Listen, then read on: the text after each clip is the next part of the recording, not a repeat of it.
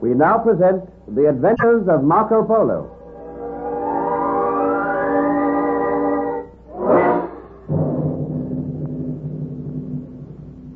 Marco Polo, with the aid of the Princess Sulana, managed to persuade the great Kubla Khan to give orders that the wedding of King Penten and Benedetto Corsini was to be postponed.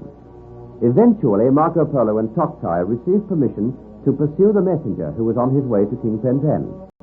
They went together to the foot of the mountains, where they intercepted the messenger. There was a brief struggle, and the messenger fell to the ground, striking his head on a sharp stone. Toktai was horrified at this occurrence, as the Khan had sworn that Marco Polo would die if any harm came to the messenger. Marco Polo and Toktai took the unconscious messenger to the home of Kinsai, the daughter of the robber chief. A physician was summoned, and then Kinsai told Marco Polo that in the opinion of the physician, the messenger would not live through the night.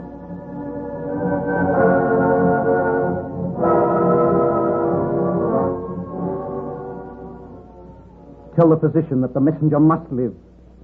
Do you not realize, Kinsai, that my life depends on it? Marco Polo, if you are in danger, you must leave here.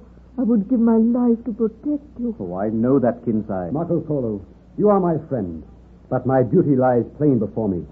I am in the service of the great Khan, and by his orders, if the messenger dies, then you are to die. Would you slay me, Toktai? No, I would not slay you.